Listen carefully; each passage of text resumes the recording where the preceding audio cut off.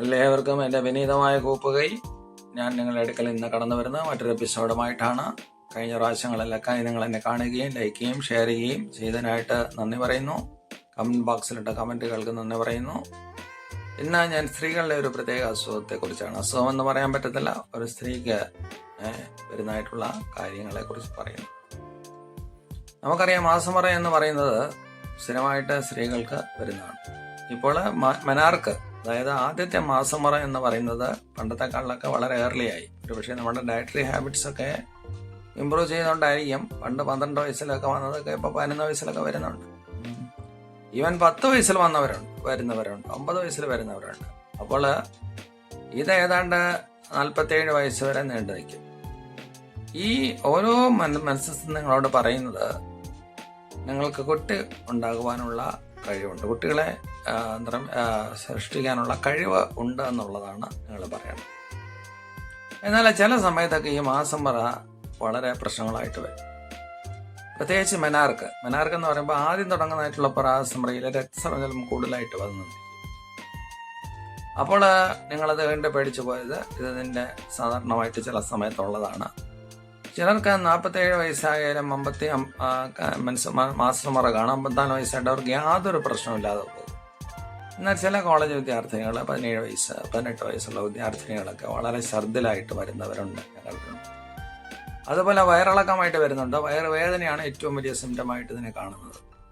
അത് നമ്മൾ സാധാരണ ഒരു മെഫ്റ്റാളോ അല്ലൊരു ഇഞ്ചക്ഷനോ എടുത്തു കഴിഞ്ഞാൽ അതങ്ങ് മാറി പോകും. പിന്നെ 1-ാമത്തെ ദിവസമാണ് സാധാരണ മാസമുറയ്ക്ക് ഏറ്റവും കൂടുതൽ വേദന കാണുന്ന ദിവസം എന്നാണ് പറയപ്പെടുന്നത്. പക്ഷേ ശരിയല്ല. നമ്മുടെ ദൃഷ്ടിയിൽ 2-ാമത്തെ ദിവസം 3-ാമത്തെ ദിവസമാണ് കൂടുതലായിട്ട് വരുന്നത്.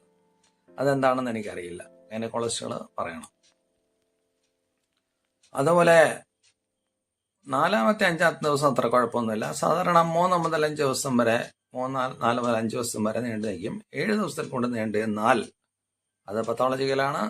അതുപോലെ 2-3 ദിവസത്തിൽ കുറവ്, 2 ദിവസത്തിലെ കുറവ് ബ്ലീഡിംഗ് ആണെങ്കിൽ അത് പത്തോളജിക്കലാണ്.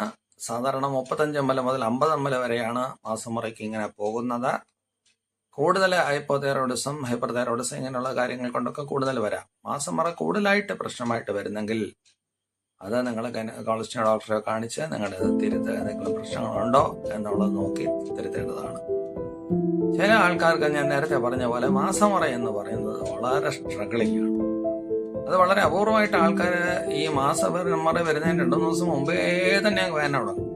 കൂടുതൽ പേരും അങ്ങനല്ല. കൂടുതൽ പേർക്ക് 2-ാമത്തെ ദിവസം 3-ാം ദിവസമാണ് വരുന്നത്. എന്നാൽ 2-3 ദിവസം മുമ്പേ അങ്ങ് വേദന വരാനായിട്ട് തുടങ്ങും. അപ്പോൾ അവർക്ക് അപ്പോഴേ കുറച്ച് മെഫ്റ്റാള് അല്ലെങ്കിൽ ഡിസ്മൻ എന്ന് പറയുന്ന മരുന്ന് രാവിലെ ഒന്ന് വൈകിട്ടൊന്നും വിധം കഴിച്ച് നിങ്ങൾ ആ വേദനയൊന്ന് ശമിപ്പിക്കാനായിട്ട് നിങ്ങൾക്ക് കഴിയും. മാസം വരെ വന്നെന്ന് വിചാരിച്ച പരീക്ഷയൊന്നും എഴുതാതിരിക്കേണ്ട കാര്യമില്ല. ഞാൻ മനസ്സിലാക്കിയത്തോളം കാലം ലൈംഗിക ബന്ധത്തില് മാസമുറ സമയത്ത് ഏർപ്പെടുന്നുണ്ട്, പ്രതിരോധമൊന്നുമല്ല. അത് പലരുടെയും വിശ്വാസ രീതികളും ഒക്കെ കൊണ്ടിരിക്കും. അതുകൊണ്ട് അപകടമൊന്നുമില്ല, ബ്ലീഡ് ചെയ്യാനുള്ള കൂടുതൽ ചാൻസ് ഒന്നുമില്ല. അപ്പോൾ ഇത് നിങ്ങൾക്ക് മനസ്സിലായെന്ന് തോന്നുന്നു. ചില ആൾക്കാർക്ക് മെനോപോസ് അടുക്കുന്നതായിട്ടുള്ള സമയത്ത് അവരുടെ മാസമുറ വളരെ വളരെ കുറഞ്ഞു വരുന്നതായിട്ടും സ്കാൻറ്റി ആയിട്ട് വരുന്നതായിട്ടും കാണാറുണ്ട്. അത് നിൽക്കാനുള്ളതിന്റെ ആരംഭമാണ്. ചില ആൾക്കാർക്ക് ഒരു വർഷത്തിൽ 1 പ്രാവശ്യമൊക്കെ മാസമുറ വന്നില്ലെന്നിരിക്കും, അല്ലെങ്കിൽ 2 പ്രാവശ്യം വന്നില്ലെന്നിരിക്കും. അത് കേട്ട് അങ്ങ് പേടിച്ചു പോകരുത് കേട്ടോ. പിന്നെ ഗർഭിണിയാണോ എന്നുള്ളത് പരിശോധിച്ച് നോക്കണം. പക്ഷേ സാധാരണ അത് ഗതിയിൽ അത് വലിയ കുഴപ്പമില്ലാതെ തന്നെ എൻ്റെതായിട്ടുള്ള ഇത് കയറുമ്പോൾ അത് താനെ തന്നെ ശരിയായിക്കോളും. അതുകൊണ്ട് വലിയ പേടിയൊന്നും വേണ്ട. ഇത്രയും നേരം നിങ്ങളുടെ അടുത്ത് ഇത് പറയാനായിട്ട് ഇടയായതിന് നന്ദി പറയുന്നു. നിങ്ങൾ ഇഷ്ടമുള്ളവരെ ലൈക്ക് ചെയ്യുക, കമൻറ്റ് ചെയ്യുക, ഷെയർ ചെയ്യുക. മറ്റുള്ളവർക്ക്, നിങ്ങളുടെ അടുത്ത കൂട്ടുകാർക്ക് ഇത് ഷെയർ ചെയ്യുക.